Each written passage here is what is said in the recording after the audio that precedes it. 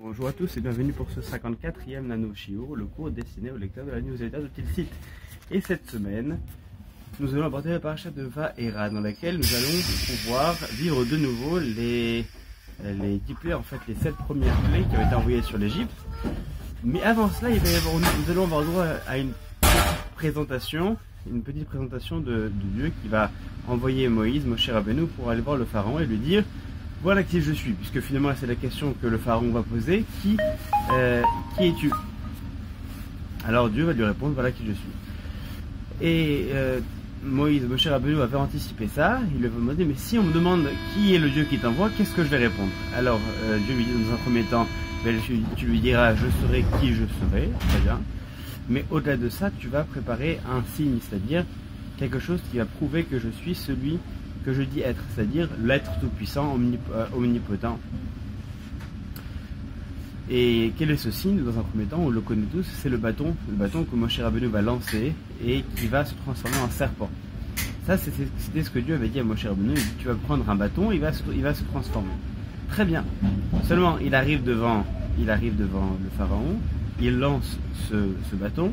Lorsque lui demande, il faut prouver qui tu es, alors il lance ce bâton. Et que se passe-t-il? Le pharaon n'est pas impressionné. Alors, on se pose la question, quel était l'intérêt? Et effectivement, après, dans la suite de l'histoire, le bâton de Moïse va avaler, il va se transformer en serpent, il va avaler les serpents des conseillers du pharaon. Pourquoi est-ce que le pharaon n'est pas impressionné? Parce qu'il va demander à ses conseillers de faire la même chose. Ils avaient des compétences en sorcellerie, et puis ils transforment leur bâton en serpent. Et celui de Moshe Rabbeinu va avaler le serpent des conseillers. Donc le pharaon n'est pas impressionné. On se pose la question, quel était l'intérêt d'envoyer Moshe Rabbeinu transformer un bâton en serpent si c'était quelque chose qui n'était pas impressionnant? Alors en fait, il faut dire que, a priori, un bâton qui se transforme en serpent, c'est impressionnant. Alors pourquoi est-ce que le pharaon n'était pas impressionné? En fait, lorsqu'on creuse un petit peu dans la culture égyptienne, on se rend compte que le serpent, c'est quelque chose qui est très présent. Il y a plus de 10 divinités qui sont représentées par le serpent. La plus célèbre d'entre elles, c'est Apophis, ou même Amon, lorsqu'il est dans une forme particulière de fertilisateur. Enfin bref, quoi qu'il en soit, on a Apophis. Et quel est le symbole d'Apophis? Quel est le rôle d'Apophis dans la mythologie égyptienne? C'est le rôle de contradicteur de la création. C'est celui qui veut détruire, qui ne reconnaît pas bien la création et qui est là pour annihiler cette création, pour pouvoir se placer en détracteur de cette création. Donc, quel est le message en réalité lorsque le pharaon voit un bâton qui se transforme en serpent? Lui, c'est pas impressionnant parce que c'est quelque chose qui est courant dans la culture égyptienne. C'est la base un petit peu de la culture. Donc, voir des magiciens qui essayent de l'impressionner en transformant des choses en serpent, alors que le serpent c'est quelque chose qui est assez présent, c'est pas quelque chose qui impressionne. Soit dit en passant, le tanin dont il est question en hébreu, traduit en tout cas considéré comme un serpent, est aussi retrouvé dans la création elle-même. Donc les grandes créations, les grandes créatures.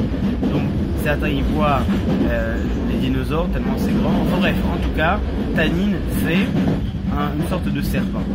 Lorsqu'on revient donc à la rencontre entre Moshe Rabbeinu et le pharaon, lorsqu'il envoie son bâton, il se transforme en serpent. Donc on imagine que ce sont des serpents gigantesques qui sortent de là. Et quel est donc pourquoi? Donc effectivement, le pharaon n'était pas impressionné. Mais quel était le message que Dieu envoyait au pharaon? Et il lui disait: en fait, ce en quoi tu te places tu crois donc au serpent, c'est-à-dire celui qui va réussir à nier la création, dans le déni de la création, être dans l'antithèse de la création. Tu penses que, il n'y a rien qui puisse être destructible. Si, regarde, même ce qui représente le dieu de la destruction, en tout cas de l'annihilation de la création dans ta culture, même cela, je le détruis aussi. C'est-à-dire que il va y avoir effectivement des serpents qui vont se combattre, et finalement le bâton de Moshe Rabbeinu le serpent, entre guillemets, de Dieu, c'est-à-dire le serpent qui représente dans la culture égyptienne cette divinité qui arrive à détruire, qui arrive à se placer en égal face à la création, et bien même lui, eh bien, il est avalé par le serpent de Moshe Rabbeinu. C'est-à-dire que je suis au-delà de tout ce que tu peux imaginer dans la création ou dans la destruction. Il n'y a rien qui puisse se passer en travers ou en défaut de ce que je suis. Et ça, c'est un petit peu les prémices de la rencontre, de la présentation d'Akadosh Baruch Hu, de Dieu. Lorsqu'il envoie Moshe Rabbeinu en Égypte, il envoie des signes pour dire voilà qui je suis.